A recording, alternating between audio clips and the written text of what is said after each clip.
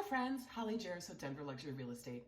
Please go ahead and hit that subscribe button, the DL logo in the corner, so you can stay on top of everything that's happening in Denver real estate.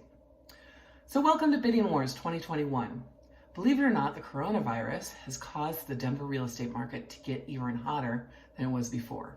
Due to low interest rates and people reevaluating what they need and want in a home, the market's just gotten even crazier than it was before. So if you're a seller, that is great news. But if you're a seller, you're probably going to end up being a buyer. And if you're one of those homeowners who thinks that they can't sell because they can't afford to buy something new, please contact me. You would be surprised at what you can do, and I am happy to go over your specific situation with you. So buyers, now you're probably going to get into a bidding war, or 2, or 10, but please don't let this get you discouraged and decide not to buy. You're losing money if you don't. Especially if you're renting, you're throwing money away on rent. And then think about interest rates. They're only going to go up. And so if you wait, that's going to affect your mortgage payment in the future and how much you can afford to buy. And then there's just the Denver prices. They're going to continue to rise. We are not in a bubble, so please do not think that we are. Here are some numbers to think about. In the year 2011, the median home price in the Denver metro area was $212,500. In 2021, that number is $445,000. And that's over double in only 10 years. So, bidding wars. Sorry, I'm trying to stay on topic, but when it comes to real estate, there's so much I can talk about. Have you seen that Progressive commercial with Flo on the beach? That's totally me with real estate. Anyways, bidding wars. You're gonna get in them.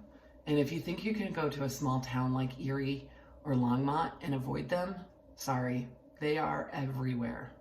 But that's okay. Here's 6 tips to get you through the bidding wars. Number 1, make sure you have an experienced agent who likes to talk on the phone. When you are ready to make that offer, you want to make sure that your agent is calling that listing agent, making a connection with them, talking about what a great buyer you are, and how they are competent and they're going to ensure a smooth transaction. Number 2, make sure you have an experienced lender who is also going to call the listing agent and let them know how highly qualified of a buyer you are and that the loan is going to go super smooth. Now, if you have all cash, that's wonderful. Cash is king, but most of us are not that fortunate. So number 3, get ready to offer over asking price. But be careful here. Do not lose your mind. And this is also when it's really important to have an experienced agent by your side. Some people are offering $100,000 over asking. That's just crazy. Unless the seller priced their home really low, do not do that. You want to sit down with your agent and go over the comps and figure out what's a good offer price for you. You also want to take into consideration how long it's going to take the market to catch up to what you paid for your home. You want to make sure that timeline isn't very long. Number 4, appraisal gap. Now here again, you want to keep a cool head. Some people are doing full appraisal gaps, which if you're only offering a little bit over asking, that might be fine. But if you're doing one of these crazy offers, that's a lot of cash to bring to the table. So now here's an example. Let's say a house is priced at $400,000 and you offer $450,000 and you do a full appraisal gap. If that appraisal only comes in at $400,000, you have to bring in an additional $50,000 cash to the closing table on top of your down payment. That's crazy. So I would suggest going a little more conservative. Maybe offer $430,000 and do a $10,000 appraisal gap. That way, worst case scenario, you're only bringing an additional $10,000 cash to the table. And if you can't do an appraisal gap, that's fine too. It might just take a little bit longer to find the home that is right for you. So 5, inspection waivers.